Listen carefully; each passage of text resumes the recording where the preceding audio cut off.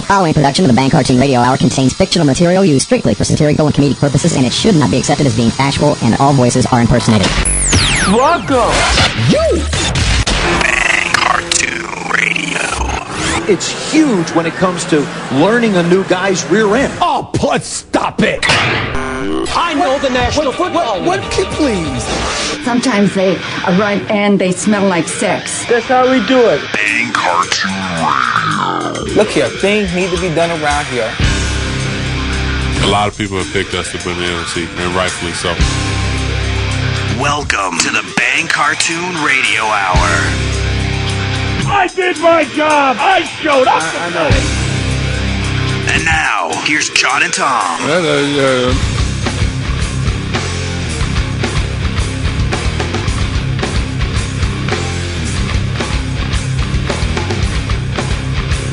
And so ends the 2008-2009 NFL season. Your football withdrawal begins right now. Yes, football withdrawal. I know, man. It's already started, too. Well, it started before the Pro Bowl for me. I mean, it's like watching a preseason game. I hate the Pro Bowl. I watched about 5 minutes of it. I watched more than that. I can't take it. I just forget that it's on. It's boring as hell. It never does anything for me. Well, too much crap out there. There's just no passion. There's no real rooting interest. I mean, I guess you root for your conference, but I really don't care one way or another who wins. But I will say some great plays, and they do some fun stuff. They did the Fumble-Rooski. Yeah, they did do the Fumble-Rooski. I was watching it at that point, and when you say that they're not motivated, well, it depends on what you're listening to, because they were showing them all on the sidelines getting all fired up for $45,000. That's what it's all about. I didn't say they weren't motivated. $45,000, and Chris Collinsworth, the idiot, says, "Oh yeah, they want to play for that money because their bar bill gets a little out of hand." Well, I don't even think it'll cover half of their fines that they've been given all year long. Oh hell no, hell no. Unless they play in Dallas, where the fines are only $100. Well, everything in Dallas seems like it's a lot more than it really is. But anyway, yeah, no big deal. Nothing. It was a boring ass game, dude. It was just another Pro Bowl. Yeah. Snore away. Although, did you read that Ben Roethlisberger said that he played the whole Super Bowl with 2 broken ribs? Yeah. Yeah, that came out today. Yeah, apparently the MRI showed it. Makes it a little more impressive, man. I thought he had a really good game. Now, if we could be at the Pro Bowl for the fun stuff that goes on, like Peyton Manning throwing Jay Cutler's diabetes monitor into a swimming pool, He's such a cut-up, isn't he? he's the life of the party. What is Dude that? He put a lampshade on his head and started throwing things around. He thought it was his cell phone. Yeah, that's what I heard. Anyway, he thought it was his cell phone. He threw Jay Cutler? Yeah. He threw Jay Cutler's diabetes monitor in a pool. Oh, my God. Peyton Manning. This is like back in the old days when the rock stars would trash up a hotel room. Keith Moon would throw everything out the 10th floor window or something. Right, exactly. Led Zeppelin at the, whatever that hotel was in L.A. NFL players going nuts. Dude, have you ever seen, I guess it's in The Song Remains the Same, they show Led Zeppelin throwing stuff off the balcony. Yeah. Laughing about it, dropping televisions from 8 stories up. Right. Shit. Let's call up, let's call up Peyton and find out what this is all about. This is a funny story, man. We've got him on speed dial. Hello? Peyton Manning. Hey. Hey, this is John and Tom from the Bang Cartoon Radio Hour. Oh, hey, fellas. I thought you was them guys was going to give me my royalty check for that Oreo commercial we did with them big Serena and Lucinda Williams or whatever her name is. Oh, no. A couple of gorilla-looking women there. We don't have any check for you. I want to say congratulations on winning MVP this year. Sorry about the playoffs, though. Well, what are you going to do, huh? But I got to ask you, Peyton, you were out at the Pro Bowl, and we read a story this week about you accidentally throwing Jay Cutler's diabetes monitor into a pool. What happened there? Oh, no. No, see, y'all got it all wrong, see. Let's see, I threw his monitor in the pool, but I didn't do it accidentally. Hell no, man. Well, why would you throw his diabetes monitor into the pool on purpose? Hell. Man, you ever seen one of them diabetics go into sugar shock? Oh, damn, it's funnier than all hell. They get to flopping around and all, man. You got to admit, that Jay Cutler's face looks goofy enough already as it is, man. You imagine that slack-jawed hayseed flopping around like that? Oh, hell, shit, I get to laughing just even thinking about it. I would imagine that would have been funny. Oh, hell yeah, man. I was trying to find me one of them Make-A-Wish kids that the NFL sends to the Pro Bowl. I was going to throw one of them in the pool, too. Man, sometimes they can be a lot of fun. They get them braces on their legs, drag them down, you know, they start to sinking. They get the best looks on their face. Did you pull any other pranks at the Pro Bowl? Oh, hell yeah. Yeah, every year I called the goddamn INS on Tony Gonzalez. Hell, one year I actually got him deported. He had to fly back before the game. That was pretty funny. The other day I hit Andy Reid's gift certificate to Benihana. Oh, my God, I thought he was going to tear the whole dang hotel down. Well, why do you do that stuff? Oh, it's fun. What do you mean you talking about why do we do that stuff? Because that's what we do, see? We's in the NFL. I'm an MVP of the NFL. I'm one of the big stars. I live high, man. I live high profile. I live large. So my pranks, they got to be large, too. You get it? You understand? What do you mean?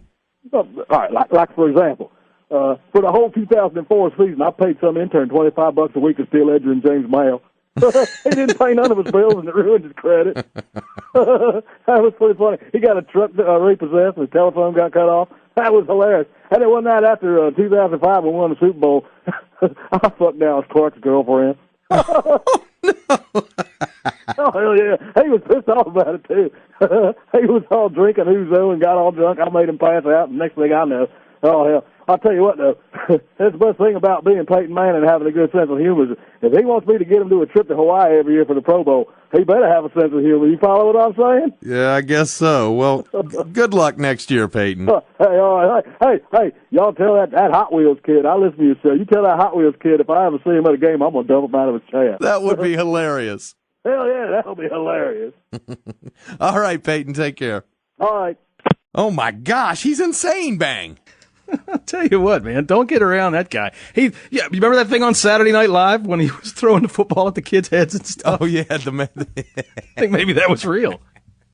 Maybe it was. He made that one kid go hide in the bathroom. Right. He made him go hide in the Johnny on the spot. Peyton Manning, who knew? Good.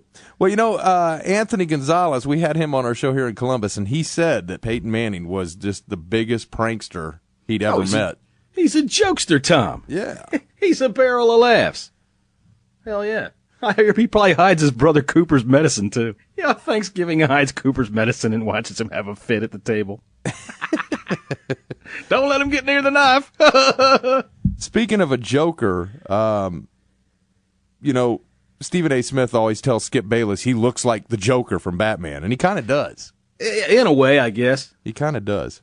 Anyway, I went and pulled the predictions that Skip made back at the beginning of the season. Oh, yeah? Some of these are pretty good. The ones that were typical, I left out. I mean, he picked Dallas to win the East, which we were all wrong about. Just typical stuff like that. But did I pick Dallas to win the East? I don't think I did. I think I picked the Giants to win the East. I thought you took Dallas. I don't know. I don't know. I wouldn't. I couldn't. I don't know if I could. Anyway, here Skip's being asked to pick who's going to win the NFC West. This is great. Listen. NFC West. I think the 49ers can steal this division. There's no way. And I think JT O'Sullivan will be the MVP of this division. I guarantee you he's not even the starter halfway through. All right, we'll see. As far as the conference champion? This is the year of Donovan McNabb. If he stays healthy, and I'm going to have to trust that he does, he will be the MVP of the NFC, and they will win this conference this year. Well. He was doing it for Donovan. JT O'Sullivan will be the MVP of the NFC West. Oh, that's not the only one here. I'm sitting here skimming through on ESPN's back page here. They got a bunch of them. Mike Florio from the Sporting News, you've heard his name, predicted that the Steelers wouldn't make the playoffs, the Titans would finish last in the division, and that the Atlanta had made a major mistake in drafting Matt Ryan. Here's Skip on the AFC East. Let's move on to the AFC, and let's begin with the AFC East. I'm going to say my New York Bretts will manage to survive Chad Pennington in Week 1 in Miami and beat New England back at home in Week 2 to go 2-0 on the way to 12-4. I think they'll tie New England for the division crown, but New England will win it on a tiebreaker. Yeah. 12-4 Jets, huh? Well, they would have been fine if the Brett part of the Jets didn't fall apart in the last 6 games. Yeah, but you know what? You know what I hate about Skip is he'll make all the excuses in the world for Brett falling apart, but he'll rip the shit out of Tony Romo for playing the exact same way. But you know what? They won't make any of these people stand up and take any heat for their stupid ass predictions. Nope. None of them will have to say anything about it. Pete Prisco from CBS Sports. How many years have we been laughing at this moron? I know. You know who he predicted to have a big breakout year this year? Ready for this? Troy Williamson. Did the dude even have a dozen catches this year? Troy freaking Williamson? Are you kidding me? Pete Prisco. Honest to God, I know you're out there listening to me, the head of CBS. Who is that? Les Moonves? He listens, doesn't he? Get rid of this clown.